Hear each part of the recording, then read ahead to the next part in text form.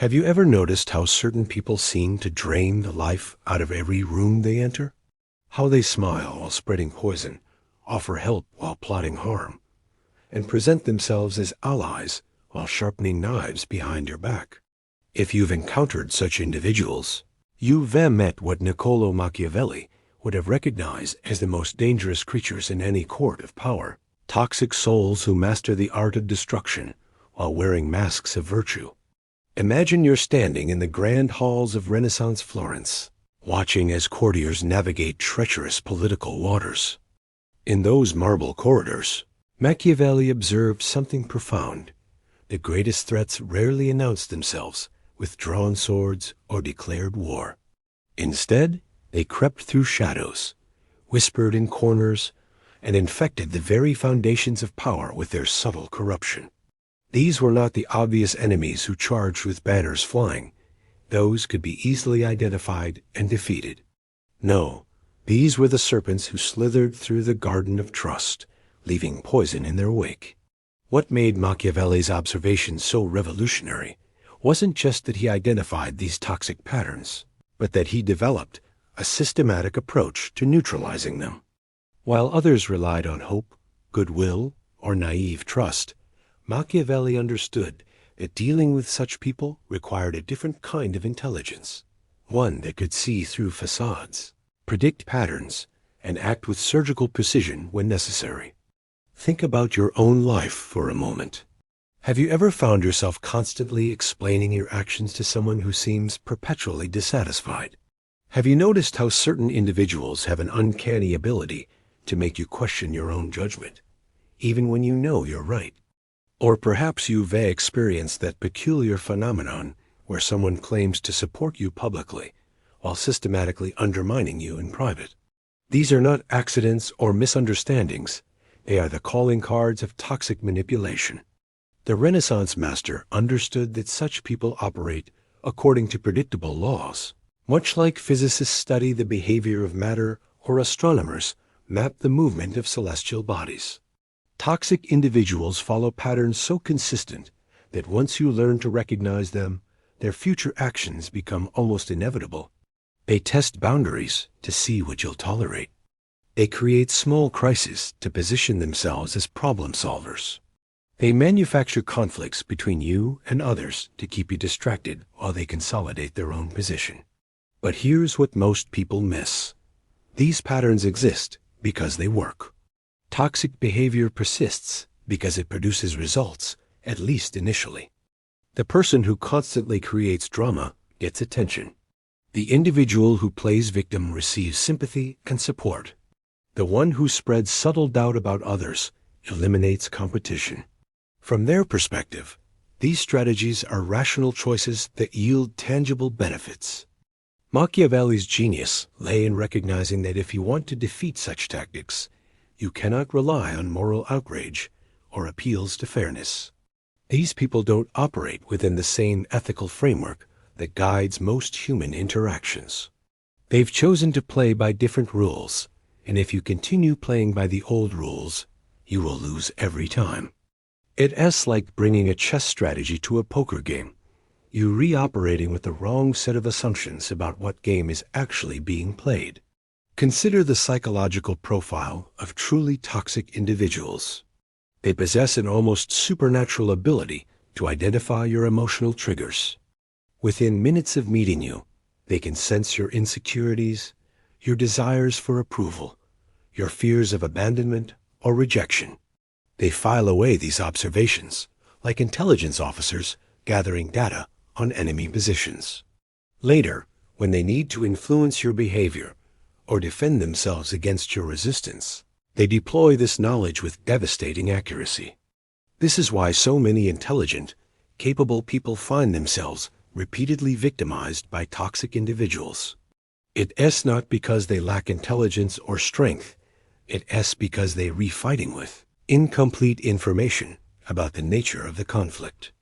They assume they're dealing with someone who shares basic human values like honesty, reciprocity, and genuine concern for others' well-being. But toxic people view these values as weaknesses to be exploited, rather than principles to be respected. The moment you begin to see their behavior through Machiavelli's lens, everything changes. You stop asking, why are they doing this? And start asking, what do they gain from this? You stop wondering if you misunderstood their intentions and start tracking the patterns in their actions. You stop hoping they'll change and start planning how to neutralize their influence. This shift in perspective is like switching from candlelight to electric illumination. Suddenly, shadows that once concealed threats become clearly visible. You begin to notice how they time their attacks for moments when you're vulnerable. You observe how they carefully choose their audience for maximum impact. You recognize how they frame narratives to cast themselves as heroes or victims, while positioning you as the villain or fool. But recognition is only the first step. Machiavelli understood that knowledge without action is worthless, perhaps even dangerous, because awareness without the will to act can paralyze you with the magnitude of what you're facing. The toxic individual who realizes you've seen through their mask may escalate their tactics, sensing that their window of opportunity is closing. This is where most people make their first critical error. They confront the toxic person directly, hoping that honest communication can resolve the conflict. They present evidence of harmful behavior, appeal to conscience, or demand explanations for contradictory actions. But this approach fails for a fundamental reason. It assumes the toxic person shares your desire for resolution and harmony. In reality, conflict serves their purposes perfectly. It keeps you reactive, defensive, and focused on managing the immediate crisis rather than addressing the underlying threat. Machiavelli would have viewed such direct confrontation as amateur strategy, the equivalent of charging across an open field toward an entrenched enemy position. You expose yourself completely while giving your opponent every advantage. They choose the timing, the location, and the terms of engagement. They can prepare their defense, rally their allies, and position themselves as the reasonable party trying to work things out with someone who is being unnecessarily hostile. Instead, the Machiavellian approach begins with a period of careful observation and strategic planning. You document patterns rather than isolated incidents. You identify their support network and understand the sources of their power. You recognize the psychological and social systems they depend on to maintain their influence. Only then do you begin to act, not with dramatic gestures or emotional outbursts, but with precise moves designed to systematically undermine their ability to harm you or others. The beauty of this approach is that it turns their own weapons against them. Toxic people thrive on chaos, unpredictability, and emotional volatility. They're masters at navigating turbulent waters while their victims struggle to stay afloat. But they're often surprisingly vulnerable to calm, methodical pressure applied consistently over time. Like vampires exposed to sunlight, they wither when forced to operate in environments of transparency, accountability, and measured response. What we're talking about here isn't revenge or cruelty. It's strategic self-defense elevated to an art form. Just as a chess grandmaster doesn't hate the pieces they capture, a Machiavellian approach to toxic people isn't motivated by personal animosity. It's motivated by necessity, by the recognition that allowing such individuals to operate unchecked ultimately harms not just you, but everyone within their sphere of influence. This understanding leads us to perhaps the most important insight from Machiavelli's observations: the responsibility of capable people to protect themselves and others from toxic influences. In Renaissance Italy, failing to recognize and neutralize threats didn't just result in personal downfall. It could lead to the collapse of entire city-states, the suffering of thousands of innocent people, and the triumph of forces that would spread corruption throughout the region. The same principle applies in modern contexts, whether we're talking about toxic individuals in families, workplaces, social circles, or community organizations. When people of good will fail to recognize and address toxic behavior, they create a vacuum that allows such behavior to flourish and spread. The cost of inaction isn't just personal, it's collective. Now that you understand the fundamental nature of toxic individuals and why conventional approaches fail, let's explore exactly how Machiavelli would dismantle their power. Remember, we are not discussing simple avoidance or passive resistance.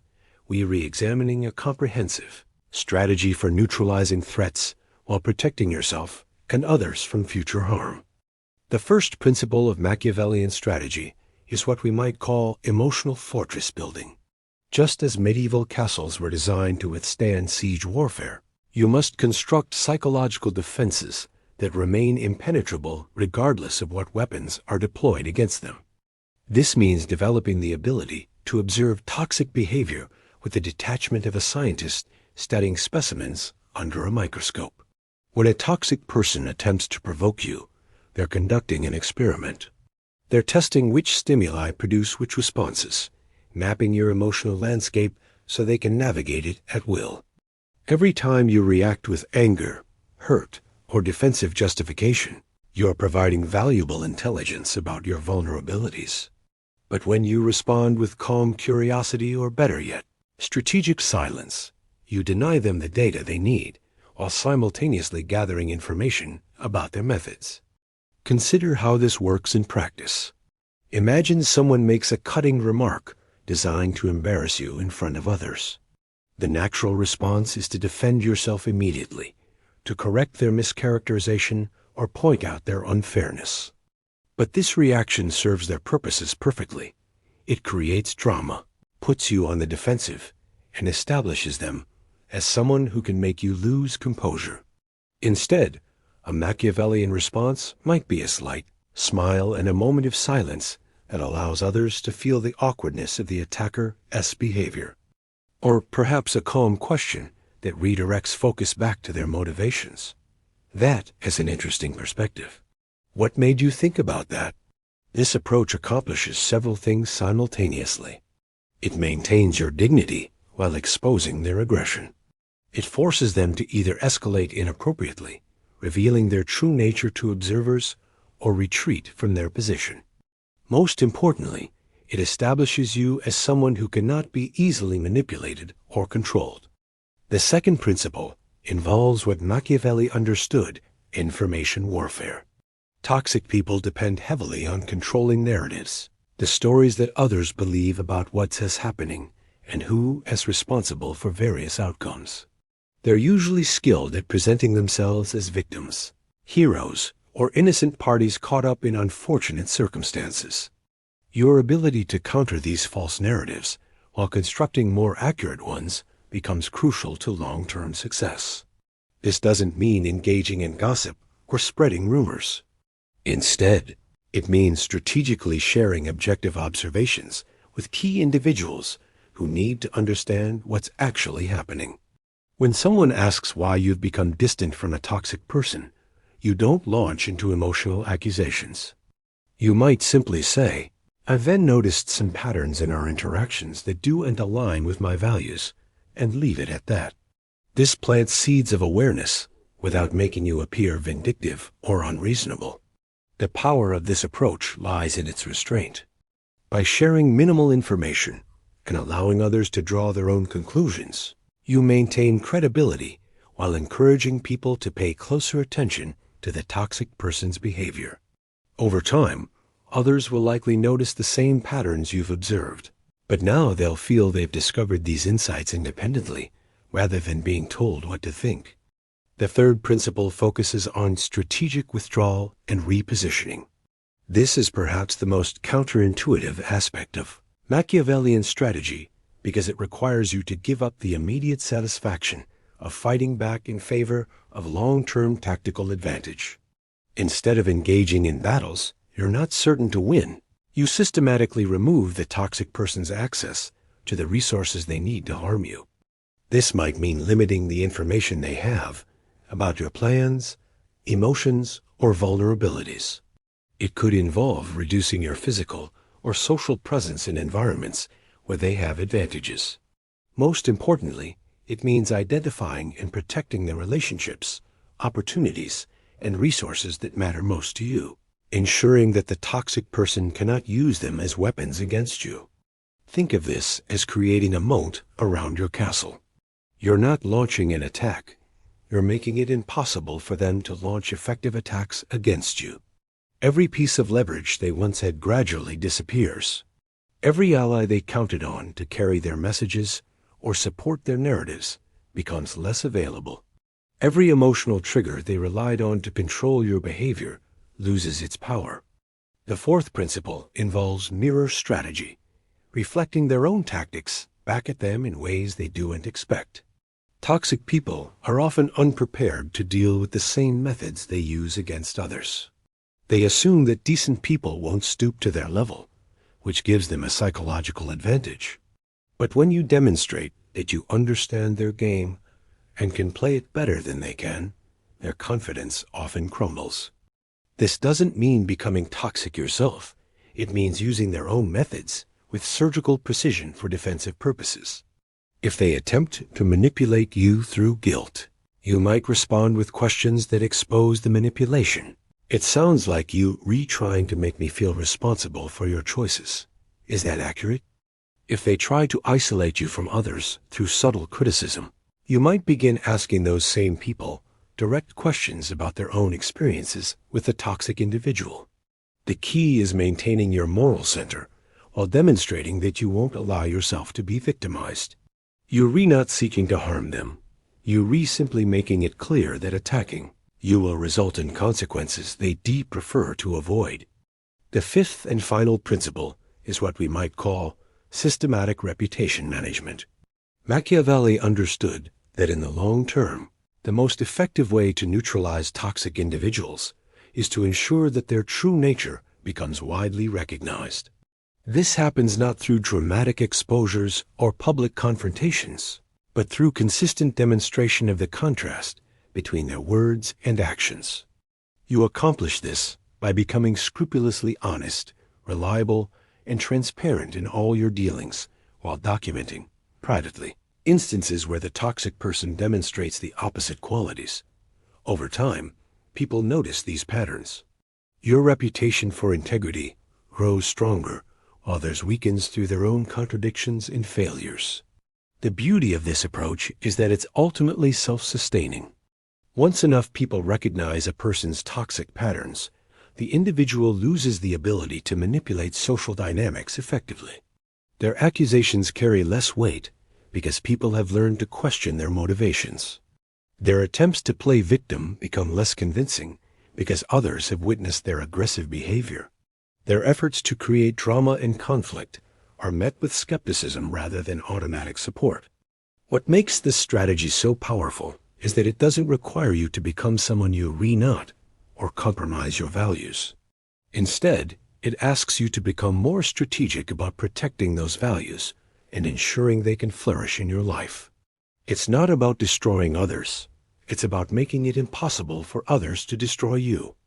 When Machiavelli wrote about the nature of power in human behavior, he wasn't advocating for cruelty or manipulation. He was acknowledging that in a world where some people choose to operate without ethical constraints, good people must be prepared to defend themselves and others with wisdom, strategy, and carefully applied strength. The alternative, hoping that kindness and goodwill will somehow transform toxic individuals, isn't just naive. It's potentially dangerous to everyone involved. The toxic person who faces no consequences for their behavior will escalate their tactics. The one who encounters only passive resistance will interpret it as weakness and press harder. But the one who discovers that their intended victim is actually a skilled strategist who cannot be manipulated or intimidated will often choose to find easier targets elsewhere. This is how you win without becoming what you oppose. This is how you protect your peace without sacrificing your principles. This is how you honor Machiavelli's greatest insight, that true strength comes not from the ability to inflict harm, but from the wisdom to prevent others from inflicting harm on you.